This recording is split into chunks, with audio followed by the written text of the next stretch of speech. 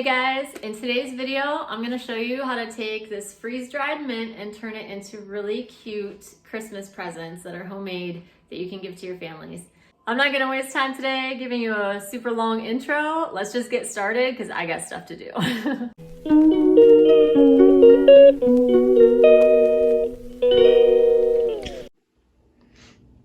Hey, so first up in today's video, we are gonna turn my freeze-dried mint into tea leaves, and I may be giving some of these out as Christmas presents. So I got little tea bags. These are disposable tea bags I got on Amazon. I can link those for you. But I'm going to actually grind this up a little bit more. So I was told with herbs that the less you grind them before you eat them, the better. And it's better flavor-wise if you wait until just before you consume them to grind them up, because they would lose flavor after that, I guess. So I left the mint leaves whole when I freeze-dried them, but since I do want to put them into these tea bags, I'm going to use my blender to grind them up into a powder at this point. I don't want to make them too fine because I don't want the powder to actually like seep through. I mean, this is pretty, it looks like it would be pretty good at holding powders in, but again, I just don't want to make it super fine because I don't want it coming out through the bag. So I'm just gonna grind it up into like tiny little leaf pieces and fill these bags with them. So I'm doing this with my Vitamix blender, and I'll link that in the description box for you. The Vitamix actually has two different pitchers. There's one for when you're doing liquids and one for when you're doing dry goods. So I'm using the dry goods pitcher here, and just using that little tamper to move the leaves around because they were kind of light and they weren't really like getting down to the bottom until I started stirring it around. But it did work really well. You could also do this in a food processor, or if you just want to crush them up by hand or throw them in a Ziploc bag and just crush them that way so that you don't get everything everywhere, that'll work too. But that's what I'm using here today. That little packet that you saw me hold up, that's just one of those desiccant packets that you can put in there to help keep it dry. With herbs like this, it's not quite as crucial as like with vegetables and fruits and stuff like that, but I do stick them in there anyways because what could it hurt, you know? So that way I just make sure everything stays nice and dry while I'm storing it. Okay, so I finished grinding up the first jar, and I'm gonna stop there for now because this is kind of a lot and I don't know how many tea bags I'm gonna fill immediately. So in order to know how much to put in each tea bag, I'm just using this little loose leaf tea grabber thingy here. Or I don't know what it's called. I'll look it up and I'll link it for you. But anyways, so this thing is available in most places. I've seen them in the big box stores. I got mine at an Amish store near us, but I believe they're available on Amazon as well. So I'm gonna use this to measure out how much is going in each tea bag. And if you didn't want to use disposable tea bags, like if you're just doing this for yourself at home, you can just, you know, keep your bowl of ground up tea leaves and just scoop out whatever you want and dip it in your hot water as you are ready to drink it. But you could also, if you're doing this as a gift for people, you could put some of this loose leaf tea into baby food jars or just small glass jars, little mason jars, things like that, and give them one of these as a gift with it so that they can scoop it out themselves and put it in their hot water with this, and they won't have to have the disposable tea bags. So if you want to do it more eco-friendly, you can do it that way too. All right, here goes nothing. See if I can do this without making too much of a mess. There we go, okay. Figured out the system. Just scoop it with, while it's open, fill up one side, and then let it close. That's the secret, we got it now. All right, and then I'm gonna dump it in here.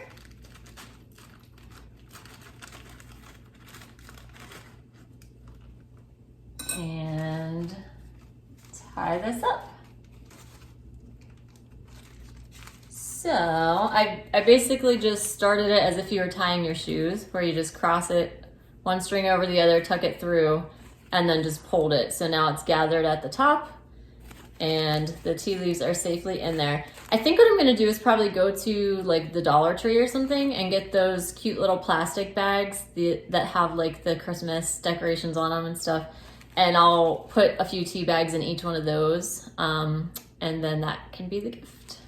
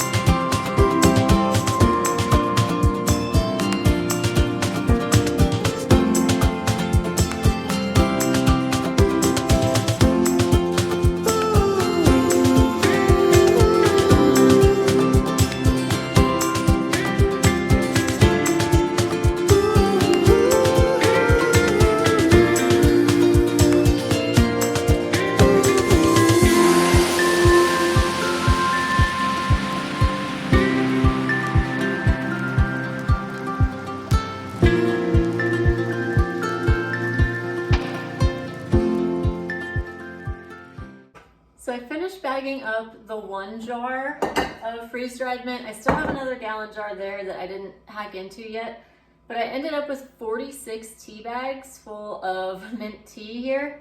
So I think I'm gonna hold off on doing the 2nd jar for now. I can save that for a future year or just for us to have around the house. I think 46 will probably be enough to divide among the people I was going to gift it to for Christmas. But if not, I also have a jar the same size of lemon balm downstairs, and I may make some tea bags out of that as well to give as gifts. Lemon balm is really good for helping you sleep if you have trouble sleeping, but caution, obviously, if it helps you sleep, then don't take it when you're trying to like do something important or drive or something like that, you know. You can take it right before bed and have a good night's sleep, but I wouldn't drink it first thing in the morning.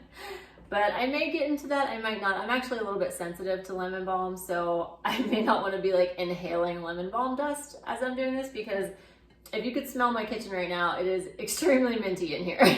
So there's like mint leaf dust all over the place. I'm gonna have to clean this up before dinner. But anyways, that was a pretty easy process, a little bit tedious, but kind of fun. And now I have 46 bags of tea ready to go. And that is that. The reason I freeze dried it, by the way, instead of dehydrating it, is because when you freeze dry it, it maintains, I believe it's like 90, I'll have to look up the number, I don't know, 90 something percent, like 98%, something like that, I think, of its nutrient value. And it's also not cooked when it's freeze dried. So the product is still raw, and that way it has all of the attributes of a fresh mint leaf. It's not like shriveled up and brown or anything like that. It maintains, like you can see in the jar here, maintains its nice bright green color, and it is as fresh as it can be while being preserved, basically. So I do prefer to freeze dry the herbs, but if you don't have a freeze dryer, you can definitely just dehydrate them.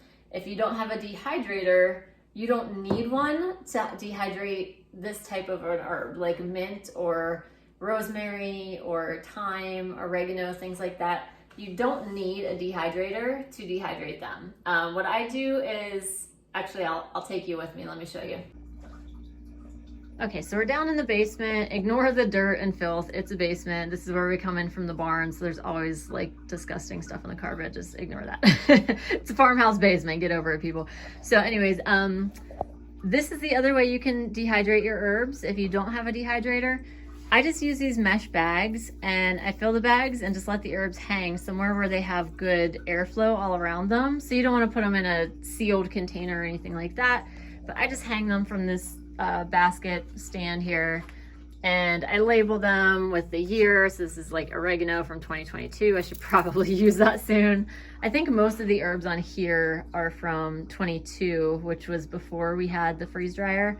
So these ones I just hung. But now that we have the freeze dryer, I do prefer that method.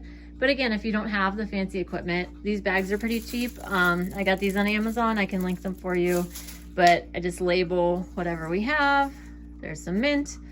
And, oh, actually, I should show you. So you can see the difference between the color. Now, obviously, this one's older, but it does lose a little bit more of its color compared to the freeze-dried one. But if I squish this, give it a sniff, yeah, that still smells very minty. If I crumble it up and sniff it, it definitely still has the mint flavor there. So anyways, this is the other way to do it. If you don't have the fancy equipment, you don't need to go out and buy it. It's fine. You can just hang them.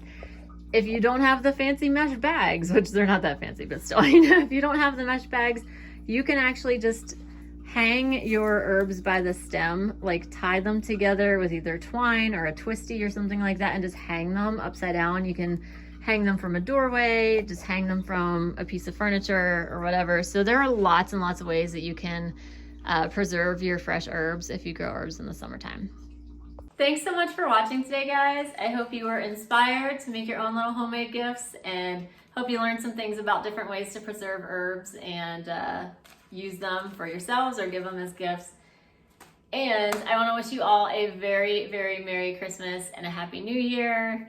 And if you aren't subscribed, I would love it if you could hit that subscribe button, hit the like button if you enjoyed this video, and hopefully I will see you again soon, probably not until the new year. So you guys have a great one. Bye-bye.